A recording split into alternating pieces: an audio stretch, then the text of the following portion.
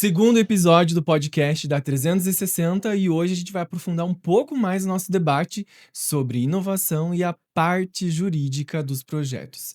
Não é somente fazer um projeto de inovação, a gente precisa olhar para todo o trâmite e para a parte legal que existe por trás dos bastidores de um projeto de inovação. E hoje a gente tem um convidado super especial que vai falar conosco sobre como cuidar, como abordar, como tratar essa parte legal dos projetos, que é o Jonas, um advogado que vai falar sobre a parte principalmente jurídica de contratos, segredo industrial, propriedade intelectual, comprovação fiscal e tudo mais que você sabe que precisa, principalmente quando você gera um projeto de inovação. Jonas, seja bem-vindo ao nosso podcast. Muito obrigado, agradeço a oportunidade e espero contribuir o máximo possível com as dúvidas. Vamos lá, Jonas, como é que me conta um pouco mais da tua trajetória, da tua carreira, a tua especialidade na parte jurídica, para a gente se conectar aí nesse mundo de inovação? Bom, eu iniciei a minha jornada na advocacia em 2014. Eu me formei na Universidade Estadual do Oeste do Paraná e após isso eu me formei, acabei voltando para minha cidade natal. Inicialmente o meu planejamento de carreira seria o de fazer concurso público, de seguir uma carreira pública. Mas é muito presente, muito forte, então, essa questão do empreendedorismo, Uhum, e eu acabei decidindo empreender uhum. no direito, na minha área de formação. Eu costumo dizer que eu passei por todas as etapas da carreira jurídica, eu fui estagiário, tanto na parte pública quanto na parte privada, Uhum. fui empregado de um escritório de advocacia, e depois eu decidi fundar a minha empresa, que é a Massai Assessoria Jurídica, Excelente. em 2017. Então, o escritório hoje conta com 8 anos e nós atuamos. O core business do escritório é a advocacia e a consultoria Uhum. empresarial jurídica. Eu costumo dizer que eu sou mais empresário, mais vendedor do que advogado. Eu sei advogar, mas a minha essência, a minha predileção é pelo empreendedorismo e essa área acabou me atraindo em razão desse perfil. Eu não tenho uma especialização formal, uma pós-graduação, né? Eu vivo direito empresarial, Uhum, todos os dias. e isso, exatamente. A minha especialização, a minha pós-graduação é em liderança e gestão de equipes, mais voltada para gestão mesmo, né? Mas talvez possa me chamar de especialista, não sei, mas é a área que eu tenho mais contato, que eu vivo no dia a dia. Então, gosto muito dessa área e é perceptível, é fantástico como nós podemos auxiliar as empresas a crescerem, a se protegerem e a alcançarem os seus objetivos. E quando a gente fala de proteção, hoje o Jonas aborda, trabalha com bastante clientes hoje da 360, e a gente vê que alguns protocolos a gente precisa de um cuidado um pouco mais detalhado, né? Então, a cada tempo, a cada dia, a gente percebe que os contratos estão mais assertivos na legalidade, precisa de uma informação mais jurídica, essa interpretação. Então, hoje a 360, cada contrato que a gente faz com os nossos clientes, a gente precisa desse resguardo. E hoje, trazendo isso para o cliente, principalmente para o empreendedor, é de mostrar para vocês que também vocês precisam ter cuidados nos contratos e principalmente no que vocês abordam dentro dos projetos de vocês, a parte jurídica. Jonas, para a gente falar a primeira coisa, vou fazer um contrato de prestação de trabalho de terceiro, vou trabalhar um projeto de inovação. O que que eu preciso me atentar antes de iniciar qualquer parceria? O que que eu preciso olhar para essa questão entre as 2 partes, né, principalmente num projeto de inovação. Quando nós falamos em inovação, eu costumo dizer que é um passo mais sofisticado da jornada empreendedora. As empresas elas nascem, elas se desenvolvem. Às vezes, a maioria das empresas não nasce com esse DNA inovador, mas em algum momento da trajetória, a inovação ela se torna uma necessidade, porque você precisa remodelar, se adequar ao mercado, buscar novas oportunidades. Então, sendo um movimento mais sofisticado e uma fase mais madura do negócio, da empresa, eu costumo dizer que a gente tem que olhar nesse momento, quando vai falar em inovação, olhar para o jurídico, não pensando no jurídico contencioso, não pensando no jurídico do fórum, Uhum, do processo judicial, do poder uhum. judiciário.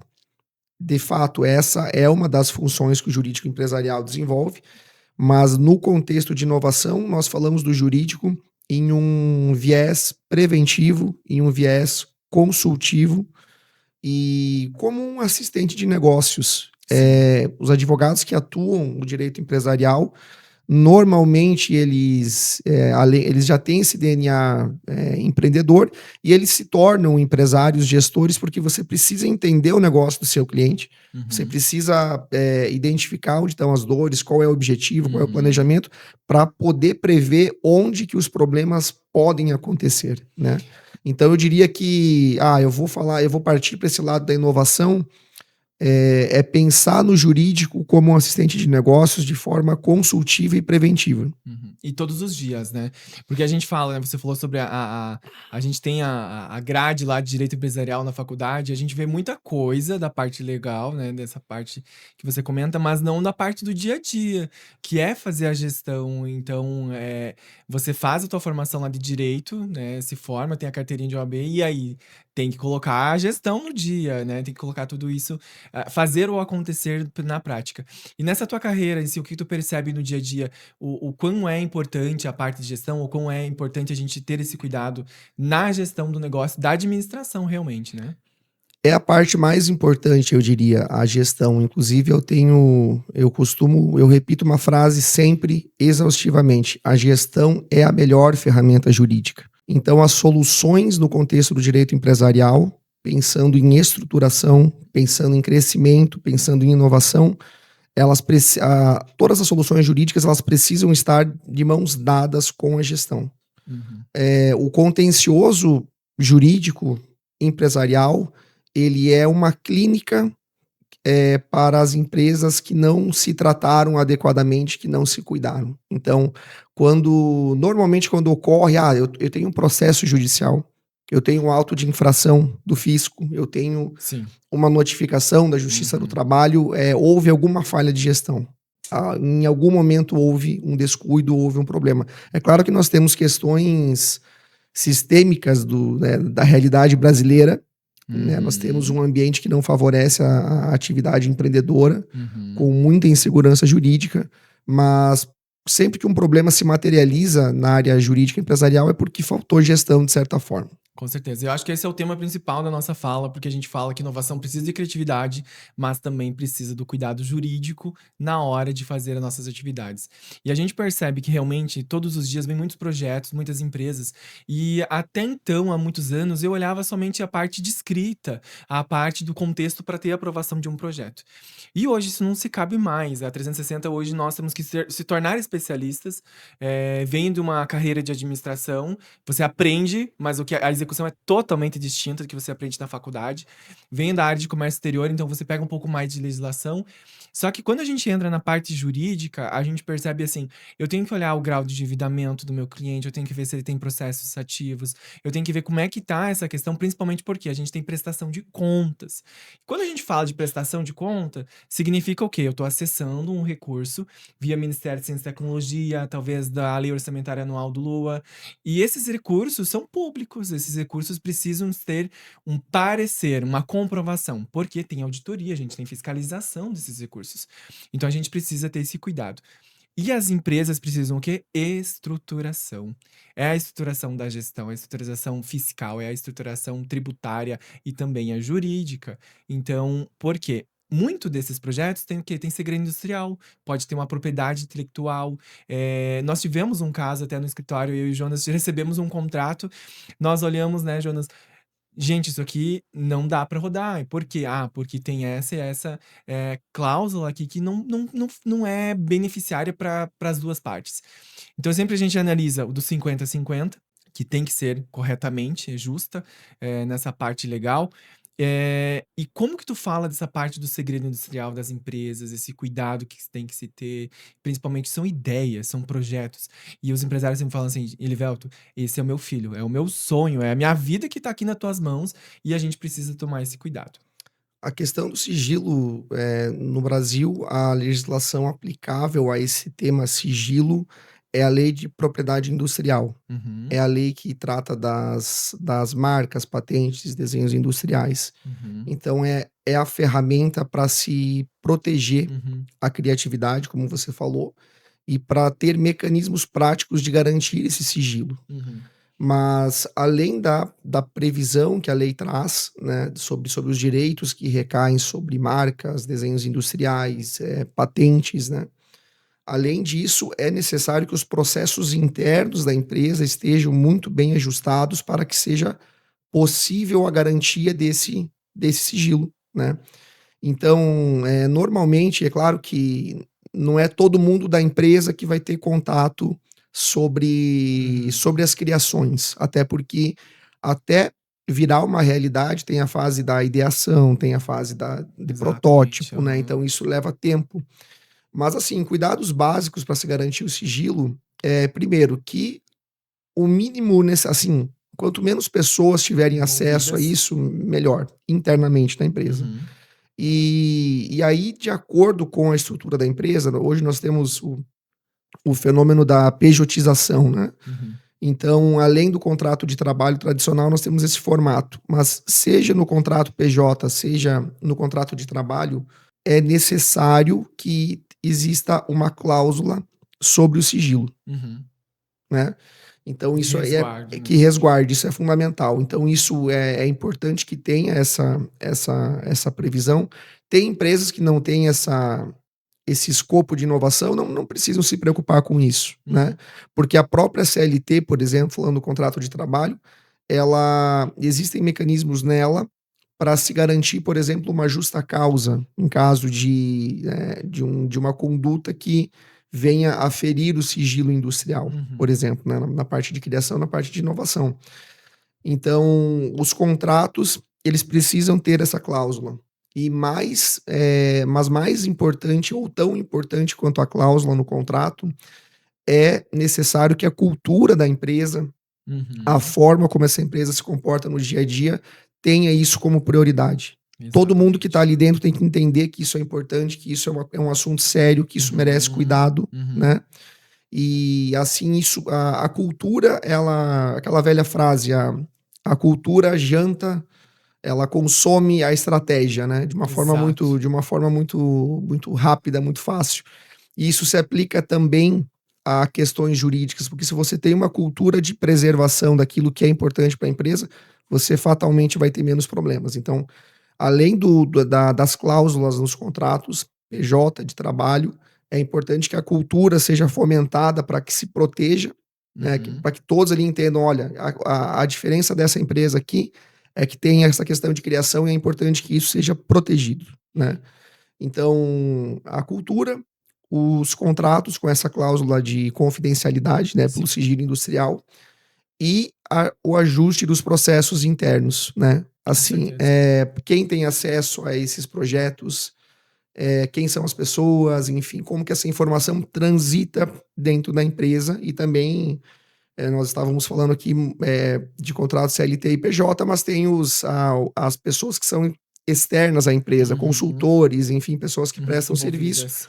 e é necessário que haja esse cuidado com os externos também. Sim, hoje a gente trabalha muito com os modelos de NDA, né, que são os termos que são eu acho que antes da gente fazer uma conversa com o empresário, já chega o termo de NDA, e a gente tem que analisar ele, porque lá tem muitos termos que são bons para a empresa que repassou, e a gente também tem que ver os nossos pontos.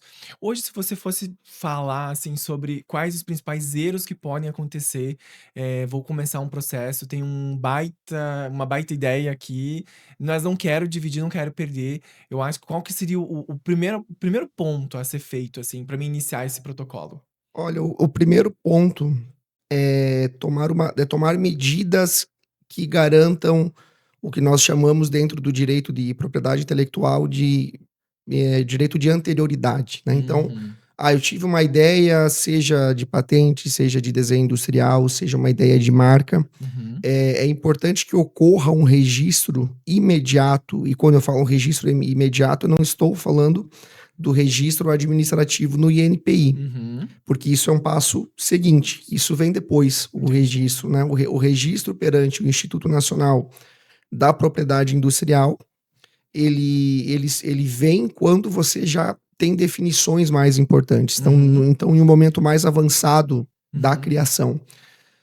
Hoje nós temos ferramentas de inteligência artificial que permitem você realizar registros em blockchain sobre ideias. Então eu acho que Entendi. essa é uma ferramenta muito interessante, mas além disso, eu posso, por exemplo, documentar em um arquivo, em um relatório essa ideia, fazer um registro com firma reconhecida perante o cartório, eu posso mandar isso para o meu próprio e-mail, eu posso imprimir e, enfim, e guardar uma cópia física, mas a questão é o seguinte: seja qual for o mecanismo, que exista uma forma de documentar essa ideia no momento do nascedouro dela e que ela seja válida para a comprovação da anterioridade. Não entendo. Porque às vezes, eu desenvolvi um projeto de desenho industrial, por exemplo, de um mobiliário.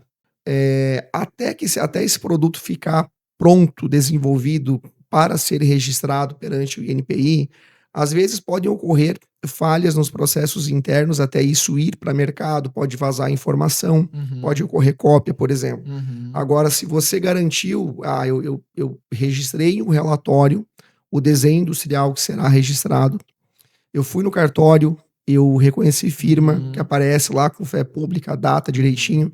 Eu guardei, eu consigo comprovar em uma futura disputa que esse desenho é meu Sim, e que o outro é uma cópia. tem segurança, né. Então, é um cuidado simplório, né? É muito fácil de Sim. fazer isso, mas é o principal para você garantir a questão da anterioridade que vai proteger a inovação em si. E claro, nos NDAs, né, que são os termos de confidencialidade, ele tem que ser bem avaliado, Muito. porque o principal objetivo do NDA é garantir a confidencialidade. Uhum. Só que às vezes vem cláusulas e outras disposições que não dizem respeito necessariamente a isso e acaba fazendo com que as partes assumam compromissos que são muito onerosos, Sim, né? sim. É comum, por exemplo, no NDA tem uma disposição lá dizendo assim: olha, você não pode atender mais ninguém, você não pode atender nenhum concorrente meu, Uhum. né? Então, isso depende muito do contexto, depende muito da realidade, do mercado. Pode inviabilizar, né. Porque às vezes você vai assumir um compromisso com força contratual, né? Que o NDA não deixa de ser um contrato, porque ele tem força Sim, executiva. sim. Você acaba assumindo um compromisso que vai te onerar e vai te impossibilitar de prestar serviços para concorrentes, por exemplo. Então, esse é um cuidado assim de entender todas as cláusulas e disposições que estão ali. É, mas eu acho que o principal, Elivelton, nesse tema, é a execução do NDA e dos cuidados, né? Perfeito. Porque é muito comum você identificar no dia a dia contratos muito bem elaborados, minutas, acordos de sócios, contratos sociais, todos os documentos jurídicos muito bem elaborados, muito bem feitos. Só que se não ocorrer a execução, Correto. exato. Se isso não for para a prática, é a mesma coisa que você ir no médico, ganhar uma receita e você não seguir o tratamento, né? Você não Não. vai ter, não vai ter. E acontece É bastante, o né. que mais E eu acontece. acho que a sua fala agora, ela vem muito a casar com a próxima pergunta, que é o quê? Quais são as consequências de um empresário, por exemplo, foi lá, pegou um recurso no Ministério da Ciência e Tecnologia, pegou não sei o quê, e pegou esse recurso e a gente fala assim, o empresário pegou para viajar, né, ele foi fazer outras coisas que não estavam previstas.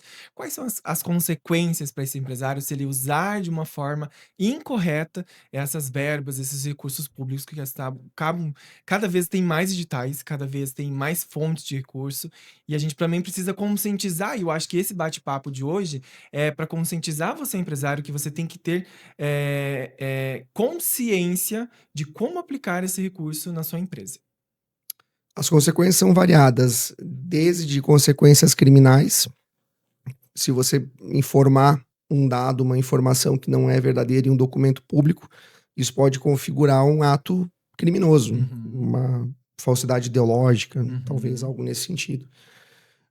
E além disso, como você está tratando de um recurso subsidiado, se ocorrer, por exemplo, se comprovado que o recurso não foi adequadamente Utilizado. utilizado, é possível que você inviabilize futuras participações em editais também, Sim. porque cada edital tem as suas regras específicas e é possível que existam regras que falem sobre isso, Uhum. no sentido de que o licitante, né, a pessoa que participou do processo licitatório, não deixa de ser, né, um edital, É. que participou, enfim, e Se conseguiu esse equipara. recurso, se ele não for adequadamente usado, isso vai ser identificado em uma auditoria e você pode, olha, essa pessoa que cometeu uma ilegalidade nos termos do edital, ela não pode participar de novos editais. Uhum. Né? Então é possível que isso ocorra. Mas eu acho que o maior problema que pode surgir é a ineficiência de tudo isso, né? Porque desenvolver um projeto de inovação é uma coisa que leva tempo, é uma coisa que custa Bastante. dinheiro.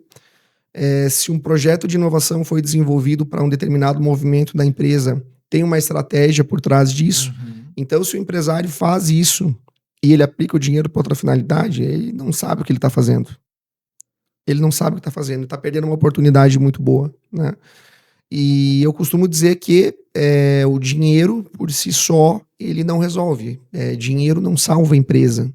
Exatamente. O problema não é dinheiro. Não. É a Parece, forma que você é, usufrui dele e utiliza ele, né? parece até, assim, de certa forma, excessiva essa frase, mas o dinheiro não salva um negócio ruim ou Não. práticas ruins no dia a dia, na condução. É aquela frase, né, se você me deixa complementar, que é assim, dinheiro fácil, ele some, ele não fica nas mãos das pessoas. E eu vejo muito isso acontecer, às vezes vem um recurso, hoje, por exemplo, hoje de manhã eu tive uma reunião com um empresário que ele queria mais um capital de giro para pagar os capitais de giros que ele já tinha pegado. Então assim, o que que é isso? É má gestão. Infelizmente é má gestão. Então, eu quero mais um financiamento. Não, você precisa controlar, você precisa se atentar ao que você já tem de recurso captado, para essa parte. E geralmente a gente sempre faz aquela fala de consultor: "Você precisa gerar mais vendas". Gente, todo mundo sabe que tem que gerar mais vendas para você conseguir trabalhar. Só que além de fazer mais vendas, controlar o empresário a ele parar também de fazer tantos empréstimos, e eu sou consultor, eu trabalho com essa parte. As minhas primeiras operações foram fazendo capital de giro de 5.000 para o MEI, fazendo aquela operação já com o banco, pegar, quando a Selic estava em 2%, pegar 40.000, R$ 100.000 para ele comprar uma máquina e um equipamento. Hoje as condições estão melhores, ainda que se fale 15% de Selic, a gente trabalha com a pior taxa de 7% ao ano, então é uma condição, assim, excelente, né. E muitos empresários, eles têm, parece que é uma sede, é uma fome, sedenta, né, eu tenho que pegar mais um capital de giro para matar os capitais de giros que a gente tem, né. Às vezes assim, a motivação às vezes está correta, eu tô trocando uma dívida mais cara por uma dívida mais barata, mas nem sempre é isso, né, Mas nem é uma sempre dívida. é uma dívida, exato. Então, a questão da tomada de crédito, inclusive nós conversávamos mais cedo sobre isso, a tomada de crédito é algo que pode afundar um bom negócio, um bom projeto. Uhum, Então, perfeito. para que eu estou tomando crédito? Qual é a finalidade disso? Uhum. Eu acho que essa é a pergunta fundamental. Eu realmente preciso? Eu preciso como eu vou usar esse Uhum. recurso? Porque quando eu digo que dinheiro não salva negócio ruim, Não. é porque se você tem um modelo de negócio e aí, faltou dinheiro esse mês. Uhum, Aí você vai lá no banco, pega dinheiro, uhum. coloca no negócio. Vai faltar de novo? Vai. Porque o problema não é o dinheiro em si, é para É um onde esse ciclo sem fim, dinheiro né. está indo. Então é como pegar a água e jogar no ralo, Exatamente. vai sumir. Então, tem que tá muito claro para que eu estou tomando esse crédito, Uhum. tanto em projeto de inovação, que é o nosso tema, quanto de forma geral. E as pessoas não têm a clareza de para que usar esse recurso, porque falta planejamento, falta um plano de negócios. E quando eu falo plano de negócios, não é Um papel. não é um documento de 100 páginas com um monte de gráfico, uma coisa complicada. É É você indicador. entender, olha, qual é o meu negócio, para Aham. quem eu vendo, por que eu preciso desse Uhum. recurso. Porque se isso estiver alinhado, você vai ter acesso a crédito. Você Uma vai empresa conseguir. sem indicador é uma empresa que tá a ver navios, ela não sabe para onde ir, ela tá remando. Quem sabe eu encosto, quem sabe eu chego em algum lugar. E Exato. nessa tua fala é muito interessante, porque faz um mês, basicamente, que eu tive um cliente que ele foi ao banco, ele fez a cédula bancária, fez a assinatura, tudo correto. Só que ele não olhou quando que ele tinha que começar a pagar, ele não fez a leitura do contrato. Então, simplesmente, é um juro bom, tô precisando, tô naquela fobia, preciso daquele recurso para pagar as minhas despesas, fui lá, assinei um contrato. Depois de um ano a conta vem, né, esse juro. Gente, você não vai ficar um ano sem pagar juro, tá? Vai acumular. E muito desses contratos, o juro acumula durante 12 meses e ele é descontado uma pancada. E como é importante. Será que todo empresário ele manda para um escritório de advocacia olhar o contrato, a célula bancária antes de assinar? É muito difícil, eu acho, né, com essa parte. Não é uma prática, o a advocacia, a consultoria jurídica empresarial, ela, de certa forma, ainda é um oceano azul, Uhum. porque as pessoas, as empresas, os empresários, eles ainda não têm esse cuidado. Eles entendem: "Ah, eu vou investir em um serviço como esse, é um custo, eu estou jogando dinheiro fora". Aí que começa tudo, né. Botou custo no meio, né. Então, assim, infelizmente não acontece tanto quanto deveria. Uhum. Normalmente, quando que o empresário procura o advogado? Ele procura quando ele já tem um problema concretizado. Ele Exatamente. recebeu uma carta de citação do banco, Uhum. cobrando um valor que ele não conseguiu pagar, e aí ele vai procurar o advogado. E às vezes, um contato de forma mais precoce, com certeza poderia ajudar a resolver. Mas é claro que quando a gente fala de consultoria, seja empresarial, seja jurídica, é 50-50. Sim, 50% é a responsabilidade do consultor, os outros 50% é do cliente. com certeza. Ele precisa fazer a parte dele também. Muito. Então, infelizmente, é muito comum essa falta de sensibilidade para a prevenção. E eu concordo quando os empresários, assim, têm um pesar: "Puxa, eu vou ter que gastar, vou ter que investir em proteção jurídica". Uhum. Mas infelizmente essa é a realidade do Brasil. Uhum. É um dos maiores problemas que nós temos no Brasil, que impede o crescimento, o desenvolvimento, é a insegurança jurídica. Até o passado é incerto no Brasil, Uhum. né, inclusive a gente vê isso com certa frequência no STF, em alguns casos, né. Então, há muita insegurança jurídica. O jurídico hoje ele tem que ser olhado, ele é parte do Uhum. negócio. Com certeza. Mas, assim, tem que olhar cedo. Né, Tem não depois, né. na rotina, no dia a dia, assim, tratando como um assistente de negócios, alguém que Uhum. vai auxiliar o empresário a tomar boas decisões. Nesse contexto, a gente consegue, evitar muitos problemas, ganhar tempo e otimizar os processos da empresa como um todo.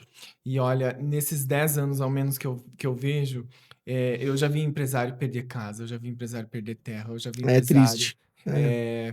depressão profunda, porque é aquela questão, gente, você precisa olhar as coisas antes de assinar, e não adianta depois o advogado ninguém salva ninguém, né, a gente Não, sempre fala, a gente tem que não. se salvar primeiro, né, já é É, difícil a gente é, se salvar. exato. Imagina você fazer a defesa de alguém que já tá nesse processo. E eu vejo muito, às vezes vem muito o produtor rural. Já recebi N casos, e vem lá o produtor, ele chega com, eu juro por Deus, é um camalhaço, não é uma operação. E a primeira coisa que eu falo quando eu vejo aquilo lá, eu digo assim: "Para de achar que você é produtor, que você é uma empresa". Exato. Tem muitas empresas que não têm a carteira de financiamentos que um produtor rural tem, porque é muita coisa. Então tudo, são modelos de negócios diferentes, mas e quem que tá olhando? Tem alguém olhando? Alguém cuidando? O que que você botou de garantias? E aí agora você também pode falar do trabalho que tu faz com a parte de holding, de sucessão familiar, que eu acho que é muito bacana, porque às vezes chega o produtor lá pra mim, ou a própria família, né, ou a empresa diz: "Não, eu peguei um bem meu de 10 milhões e fiz um financiamento de 1 milhão". E eu digo: "Poxa, como assim você me bota 10 milhões? O teu bem vale 10 milhões. E você pegou 1 milhão, mas você deu 10 milhões pro banco pra pegar um? Que tipo de operação que você fez? Que tipo de negociação que você fez?". E automaticamente o meu cliente, quando ele faz esse tipo de operação, ele perdeu o bem. Porque daqui uns dias ele vai precisar de 2 milhões, ele vai precisar de mais 1 milhão, e todo aquele bem que ele usou, que vale muito mais que o valor que ele pegou, já está em uma operação e ele não pode reutilizar. Então, assim, são cuidados que às vezes ficam desatentos ali na parte de operação, daquela fobia, né? Eu preciso pegar o dito dinheiro para pagar uma conta.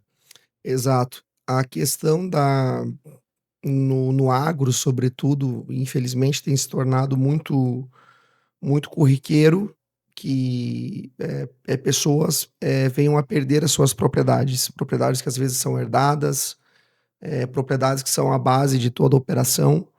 E, claro, isso se dá diretamente porque essa propriedade era garantia de uma operação bancária. Mas não é só isso, é o que está por trás, Uhum, né?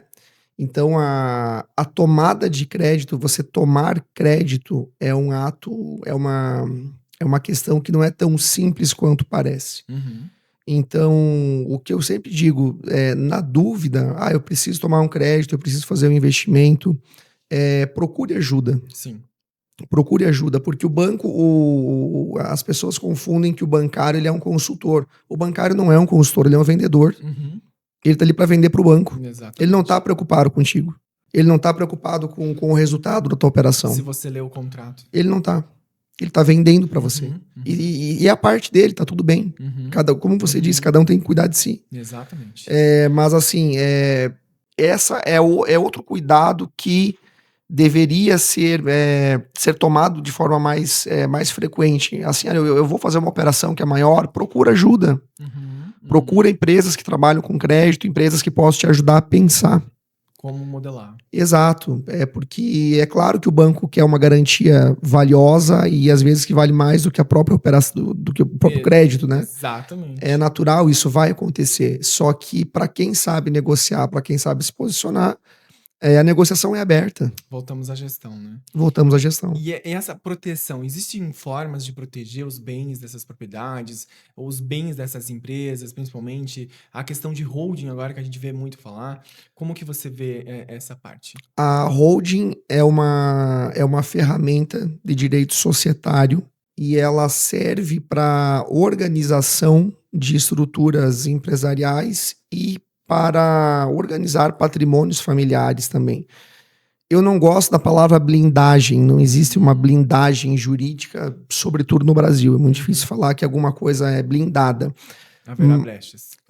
Mas a holding e outras medidas de proteção, de estruturação patrimonial, ela tem essa capacidade de gerar camadas de proteção. Uhum. Então, o primeiro ponto é impedir a confusão patrimonial daquilo que é patrimônio particular e daquilo que é patrimônio da operação. Nossa, excelente.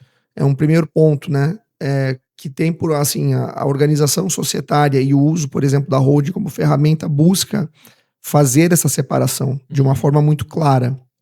Até porque existem casos, como nós citamos agora no agro, né? É muito comum também que empresários busquem a tomada de crédito, realizem operações e acabam colocando a própria casa, né, Sim. ou patrimônio pessoal como Uhum. garantia da operação. A gente sabe que às vezes é necessário em alguns momentos, na fase inicial do projeto, as coisas não são tão simples e tão fáceis. Então, assim, eu Sim. preciso fazer isso porque eu preciso de um crédito. Mas mesmo nesse caso, você pode fazer isso de uma forma mais consciente para evitar problemas, né? Mas para empresas já consolidadas, a primeira regra é a separação, né, básico, né, separação daquilo que é patrimônio pessoal do que é patrimônio da operação. Então a holding, ela se realizada com clareza, com consciência, com objetivos pré-definidos, Uhum. qual é o escopo do projeto? Para que serve? Eu quero criar camadas de proteção e organização societária. Dá para fazer. Tem Ajuda. sentido.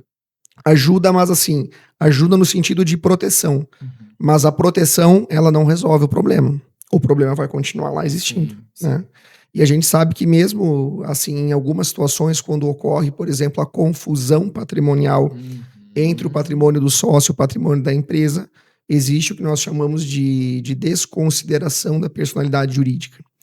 Porque a empresa, o CNPJ, ele é uma personalidade jurídica distinta do CPF Da da pessoa pessoa. física. Claro, existem modelos societários com regras variadas, mas de forma geral são entidades distintas, né, Uhum. independentes. Então, quando ocorre essa confusão patrimonial, e eu já vi empresários com holding constituída, mas que não houve depois um acompanhamento, não houve a implementação dos cuidados que foram De orientados. forma correta. Vai lá, tem uma holding criada aqui para colocar o patrimônio pessoal, uma holding patrimonial. Aí o sócio vai lá, pega um imóvel de dentro dessa holding e dá como garantia na operação. Já foi. A Sim. estratégia de proteção ela já deixa de existir nesse momento. Acabou tudo que foi construído. Isso já acaba. E às vezes não ocorre diretamente isso de dar o imóvel como garantia, o imóvel pessoal, Uhum. mas ocorre essa confusão patrimonial, essa mistura do dinheiro Muito. que é particular com o dinheiro que é da empresa. E essa confusão patrimonial, ela autoriza juridicamente o pedido de desconsideração da personalidade jurídica. Então, basicamente assim, eu estou processando o dono da empresa, Sim. estou processando o dono. Não tem nada no nome dele.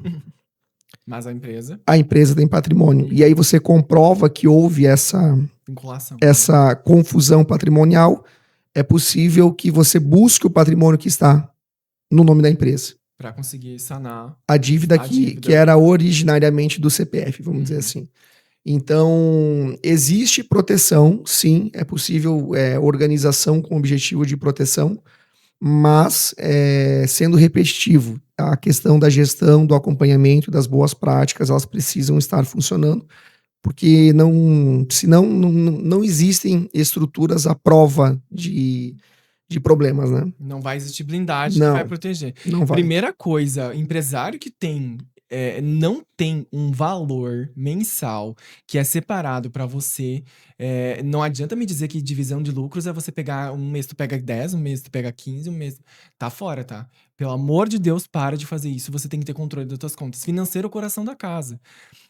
Outra coisa que a gente vê, esses dias eu fui numa empresária, ela olhou pra mim assim, Elivelto, eu cansei de pegar bens meus particulares e botar na empresa pra salvar a empresa. Agora, se a empresa salva, se ela não se salvar, eu não vou botar mais nada. E é isso, às vezes o empresário, ele já tá lá no dia a dia, ele já tá cansado. Gente, ter uma empresa não é tão simples como vocês imaginam. Tu tem que olhar tudo. E assim, ó, tu deixou um detalhe passar, foi a casa.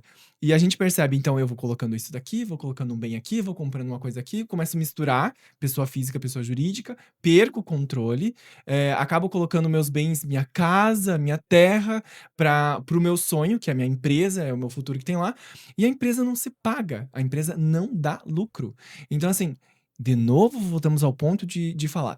Será que eu estou sendo consciente de colocar os meus bens, meus patrimônios, em tudo numa coisa que talvez falta gestão? Vou fazer uma fala bem chata. Às vezes eu percebo em vários negócios. O problema não é o negócio. O problema é quem? A pessoa que está na frente dele. É, Não significa que você tem que ser. Você é dono. Sim, você é dono da empresa. Mas tem vezes que você tem que sair da frente. sim. E porque muitas vezes é o ego do empresário que não deixa as coisas acontecer, que não deixa influenciar uma outra parte de coisas que precisam ser feitas. Uhum. Então, assim, essa parte da gestão é muito importante. E tem que ter esse conselho jurídico do advogado, dizer assim, ó, não, empresário. Você não vai colocar esse teu bem aqui, porque não, sabe? Eu acho que falta um pouco mais de não pro empresário, porque o empresário é empreendedor, né? Existe a diferença do empresário e do empreendedor. O empresário, ele olha, ele aceita esses conselhos, ele tira o ego da frente. Mas o empreendedor, ele acorda com 10 ideias, ele faz um monte de coisa e não executa nada. É empreendedor. Eu falo assim, o mercado tá cheio de empreendedor, mas com poucos empresários que olham para essa gestão. Exato. Em algum momento o empreendedor precisa virar gestor, Exato. precisa virar empresário. Isso às vezes não acontece porque é chato fazer gestão. É chato É mesmo, pra caramba, gente. né? Não é fácil, não é bonito. Mas é algo indispensável que precisa acontecer. E com certeza o dono, o founder, ele precisa acompanhar, ele precisa evoluir junto com a empresa. Uhum. Então, a empresa e o sócio proprietário, eles são seres distintos, mas a evolução ela tem que ser dos dois lados. Uhum. Então, ocorre situações que, por exemplo, o negócio ele ganha outra proporção, ele ganha outro nível de complexidade em todas as áreas, tanto no jurídico, quanto no financeiro, quanto no comercial. E ali o founder, o sócio proprietário, ele já chegou no teto dele. Uhum. E não tem problema. Uhum. A gente não tem que saber de tudo. Exatamente. Mas quando chegar esse momento, aí sim tem que ter uma maturidade emocional e empresarial para dizer, olha, eu preciso de pessoas melhores do que eu. Eu preciso de pessoas que me auxiliem a tomar as E decisões. olha que fala poderosa, né? Porque assim, você precisa de pessoas melhores. E essas Sim, pessoas melhores não vão dizer que você não tem conhecimento não, suficiente ou que você não é tão bom. Você precisa estar rodeado de pessoas que vão te acrescentar, que vão te fazer evoluir, ver, cara, eu tô errando realmente. Olha, eu preciso trazer alguém melhor que eu aqui para mim eu vou crescer também com essa exato. tomada de decisão. Nesse ponto, né? Talvez a expressão mais precisa não seja melhor, mas pessoas que tenham conhecimentos, habilidades específicas que eu não tenho. Exato. Porque isso acontece muito na medida em que a empresa cresce. Uhum, Então, o crescimento, o desenvolvimento do sócio, ele é fundamental para que a empresa continue crescendo. uhum. E se isso não pode, se em algum momento o dono ele percebe que ele não consegue mais, ele precisa buscar ajuda, né? Ele não pode impedir o crescimento, porque o que que eu sempre falo para a empresa? Beleza, às vezes eu pego muitos projetos que são muito bacanas.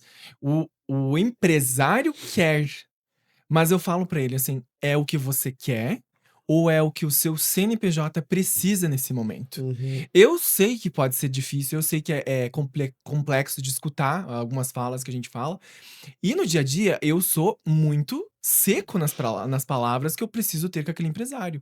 E se eu pego um grau de endividamento, de interpretação de informação, e eu vejo que não tem mais para onde ir a não ser fazer aquela tomar decisão, eu falo para ele: não é o que o Elivelto quer, não é o que você, empreendedor, quer. Eu tô dizendo que você precisa para o teu CNPJ continuar. E eu acho que o empresário ele tem que estar aberto também para receber esse tipo de informação, porque é quase um bombardeio, né, é uma pancada que vem no teu peito e você tem que receber. Então, assim, eu vejo que os empresários eles têm que estar cada vez mais modelados, de resguardar os bens, de separar a vida pessoal da vida profissional. Vai virar tudo a mesma coisa? Vai virar tudo a mesma coisa, porque o Jonas é a assessoria, o Elivelto é a cara da 360. Então, a gente precisa se resguardar, precisa cuidar, e é complicado a gente separar essa vida pessoal, né. Uma vez dizia assim: "Ah, a vida pessoal não pode influenciar na vida profissional". Gente, bate o joelho e vai trabalhar, tu vai ficar com dor o dia inteiro naquele joelho. Então não tem como separar, é você, a vida que tá lá dentro. Mas, voltando ao nosso ponto principal, que bom que toda empresa tivesse uma assessoria jurídica, que cuidasse os contratos, que trabalhasse toda essa parte. E aí vem um ponto muito importante que a gente sempre fala assim: "Não vou fazer a parte fiscal, vou fazer por fora". É o meu segundo problema. Tem a questão da garantia, sim, tem a questão da gestão, mas às vezes eu pego uma empresa lá que ela tem um faturamento excelente, maravilhoso, mas ela não declara. E a gente sabe que no Brasil isso cada vez está mais rotineiro, é cada vez mais, tentando achar um jeito brasileiro de fazer alguma coisa e faz errado. O Uhum. que que isso impede no crédito quando a gente fala? O banco vai valer o quê? O que você tem anotado numa planilha Excel ou o que você tem movimentado numa conta bancária fiscalmente? É o que você tem lá na conta bancária. Então, assim, ter essa consciência de pagar imposto, eu sempre falo, se você paga mais imposto é porque você está crescendo. Você está evoluindo, que bom, pague R$ 1.000.000, mas pague os seus impostos, porque significa que você está crescendo. E para finalizar, eu acho que agora a nossa conversa, que foi muito bacana, senão a gente vai aprofundar em mais pontos, mais itens. Qual a dica que você deixa para o empresário, na parte jurídica, na parte de segurança, aonde você também consegue auxiliar esse empresário? Depois a gente vai deixar os contatos aqui do Jonas também para vocês, conhecer um pouco mais do trabalho dele. E para disponibilização, principalmente de conscientização, acho que do empreendedor. Eu acho que assim, primeiro de tudo, o empreendedor ele precisa conhecer bem o seu projeto, ele precisa conhecer bem o seu negócio, o seu produto. É óbvio que ele conhece, eu estou falando no sentido de formalidade, você precisa de mais de técnica e isso em um nível mínimo, né, para conhecer, para saber para onde que eu estou indo. Segundo, não veja o jurídico, não veja a contabilidade, não veja os consultores como pessoas que vão te trazer mais burocracia e mais dificuldade. Uhum. Essas pessoas elas existem e a sua função é auxiliar no crescimento do seu negócio. Então isso é muito importante. E o terceiro, eu acho que mais importante é que nós falamos muito aqui sobre dificuldades, né, que existem no nosso contexto aqui do Brasil, sobre coisas que não devem ser feitas no âmbito da gestão, no âmbito da tomada de crédito, né? Uhum. Mas eu digo assim, jamais percam a fome. Empresário tem que gostar de crescer. Parece contraditório, né? A gente está falando aqui sobre cuidados e agora falar, mas assim, não dá para perder a fome. Tem que ter vontade de crescer, tem que ter pensamento de expansão, tem que olhar para frente. Tem que encarar. E para isso você vai precisar de pessoas te auxiliando. Exato. O dono sempre será você, o dono sempre terá autonomia e tudo dando certo, o mérito é dele. O mérito não é do consultor, não é do advogado, não é do contador. O mérito é de quem colocou a pele em jogo, é quem correu o risco. Então, para quem busca crescimento, para quem busca inovação, para quem pretende crescer mais, crescer melhor, você vai precisar de ajuda. Em todos os sentidos e o básico que a gente tem falando desse suporte é uma boa contabilidade, é contar com um advogado da sua confiança que possa te auxiliar a tomar decisões. Mas não olhe para o jurídico como aquele cara que só vai lá para uma audiência ou para fazer um processo judicial. Uhum. O jurídico empresarial realmente que faz diferença, ele quer evitar que você vá para o fórum. Uhum. Ele quer criar um planejamento para que você nunca coloque os pés no fórum, se possível. Perfeito.